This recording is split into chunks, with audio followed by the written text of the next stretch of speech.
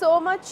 Right, Vinesh Phogat మనకు ముందంజలో కనిపిస్తూ ఉన్నారు. మనందరికీ తెలుసు ఒలింపిక్స్ కంటే ముందు వినేష్ పొగాట్కు సంబంధించిన ఇష్యూ మొత్తం దేశవ్యాప్తంగా సంచలనంగా మారింది. ఆ తర్వాత ఒలింపిక్స్లో జరిగిన ఇష్యూస్ కూడా మనందరం చూసాం. అయితే ప్రస్తుతం ఎన్నికల్లో తను నిలబడింది, ఎన్నికల్లో తను ముందంజలో కనిపిస్తోంది, ప్రస్తుతం ఆధిక్యంలో కనిపిస్తోంది.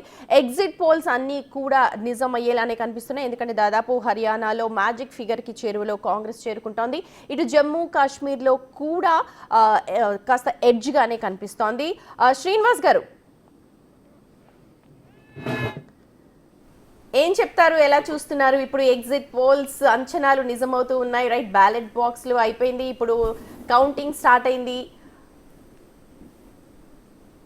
ట్రెండ్స్ చూస్తున్నారు. ఫస్ట్ ఇంట్రడక్షన్ లోనే చెప్పాను, ప్రజల యొక్క మ్యాండేట్కి మేము శిరసావహిస్తాం. మేము పనిచేసిన దానికి మాకు పట్టం కట్టాలి. మరొక్కసారి హర్యానాలో కశ్మీర్ పీస్ఫుల్ వాతావరణానికి, ఆ ప్రజల యొక్క ఆర్థిక వికాసానికి మేము తీసుకున్నటువంటి నిర్ణయాలు, అమలు చేసినటువంటి యొక్క పనులు ఆ ప్రజలు ఇర్రెస్పెక్టివ్ ఆఫ్ పార్టీస్ మాకు సపోర్ట్ చేయాలి. మతం పేరు మీద ఆ యొక్క రాజకీయాలు చేసేటువంటి శక్తుల్ని ఓడించాలి.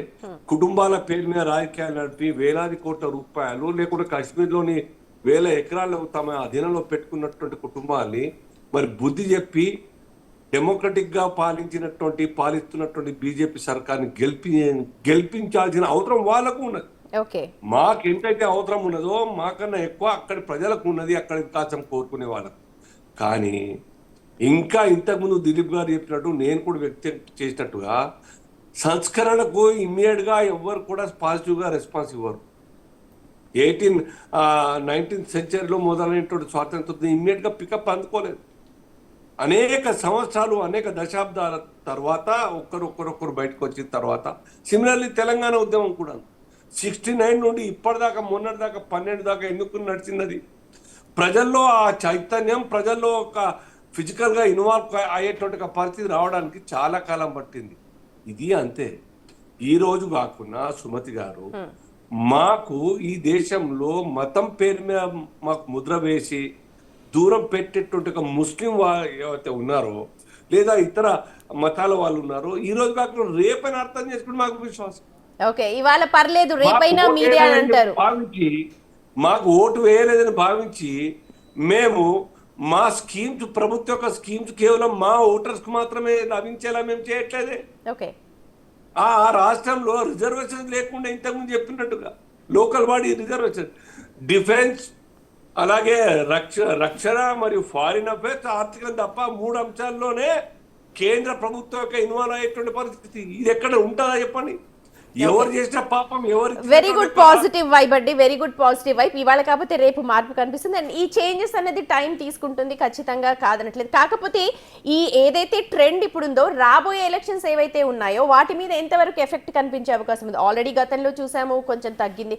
ఇప్పుడు ఈ ఎలక్షన్స్ ఎఫెక్ట్ రాబోయే బీహార్, అలాగే ఎంపీ ఉన్నాయి, సో మహారాష్ట్ర ఉన్నాయి. సో అక్కడ ఎలాంటి, ఇప్పుడు దీని బేసిస్ తీసుకుని అక్కడ ఎలా చూస్తారు, అలాగే దానికి సంబంధించి మీరు ఎలాంటి కార్యాచరణతో ముందుకెళ్ళే అవకాశం కనిపిస్తోంది? ఒకటి సుమతి గారు, మొన్నటి ఎన్నికల్లో అంటే కాంగ్రెస్ పార్టీ కానీ, కమ్యూనిస్టులు కానీ, లేకుండా కాంగ్రెస్ తీసుకున్నటువంటి ఒక నిర్ణయాలకు మిగతా ప్రతిపక్షాలు, బీజేపీ, నాన్ బీజేపీ పక్షాలు, వాళ్ళు క్రియేట్ చేసినటువంటి ఒక నేరేటివ్స్, రాంగ్ నేరేటివ్స్, అబద్ధపు మాటల యొక్క కథలు అల్లి ప్రజల్లో ఏ రకంగా వాళ్ళు ప్రచారం చేసి అడ్వాంటేజ్ పొందుతున్నారో మనం చూస్తా ఉన్నాం. మేము ఎప్పుడైనా చెప్పినామండి రాజ్యాంగం మారుస్తామని? మేము ఎప్పుడైనా చెప్పినామండి రిజర్వేషన్ తీసేస్తామని? ఏ రకంగా రేవంత్ రెడ్డి గారు దేశం మొత్తంలో ఆ యొక్క వారి మాట పాకింది. రేవంత్ రెడ్డి గారు దానికి కారణం కాంగ్రెస్ లోని ఇక్కడ రాష్ట్ర ముఖ్యమంత్రి. విచిత్రం అనిపిస్తుంది. కాంగ్రెస్ పార్టీ వారి జీవితంలో దశాబ్దాలు సర్కార్ నడిపించి సుమతి గారు ఒక్క ఎస్సీ సోదరునికో ప్రెసిడెంట్ ఆఫ్ ఇండియా లేదా ఒక ఎస్టీ ట్రైబల్. శ్రీనివాస్ గారు, ఏవైతే పథకాలు ఇందాక మా ప్రతినిధి చెప్పినట్టుగా తెలంగాణ, ఏపీలో కావచ్చు కాంగ్రెస్ 7 పథకాలు అయితే చెప్పిందో, ఇప్పుడు హర్యానాలో కూడా అలాంటి 7 పథకాలు ప్రకటించింది. వాటి మీద కూడా ప్రభావం చూపించారు అని చెప్పి అంటున్నారు. సో వాటి మీద ఏమైనా దృష్టి పెట్టే అవకాశం ఉందా? డెఫినెట్ గా కాంగ్రెస్ పార్టీ కర్ణాటక నుంచి మొదలైనటువంటి ఒక అబద్ధపు మాటల యొక్క పథకాలు అక్కడ మీరు అబద్ధం అంటున్నారు కానీ ప్రజలు వాళ్ళకే పట్టం కడుతున్నారు. అదే చెప్తున్నాను నేను, అర్థం చేసుకోవడానికి టైం పడుతుంది. గాయం కావడం క్షణంలోనే అయితే దాన్ని మానాలంటే టైం పడుతుంది. ఓకే, ఎంత టైం పడితే మనం చూస్తున్నాం మనం. కానీ ఈ లోపు జరగాల్సిన నష్టం జరిగిపోతోంది. Let me finish my answer. Ya please. Karnataka అయిన తర్వాత అక్కడ టైం లేకుండే ఏపీ తెలంగాణ ఎలక్షన్లు వచ్చినాయి. తెలంగాణ కూడా సేమ్ మాటలు, అక్కడ 5 అంటే ఇక్కడ 6 అన్నారు, ఇక్కడ నమ్మినారు. దీని తర్వాత ప్రజలు అర్థం చేసుకోకరు. ముందే పార్లమెంట్ ఎలక్షన్లు వచ్చినాయి, పార్లమెంట్లో ఇంకొక అబద్ధం, ప్రతి ఇంటికి 8,000 చొప్పున ఇస్తాను, రండి మా కాంగ్రెస్ పార్టీ ఆఫీస్కి వచ్చి తీసుకెళ్ళండి పోలింగ్ కాగానే. ఇది రాహుల్ గాంధీ గారు మాట్లాడిన మాట. యూపీలో ప్రతి జిల్లాలో కాంగ్రెస్ ఆఫీస్కి క్యూ కట్టినారు మహిళలు.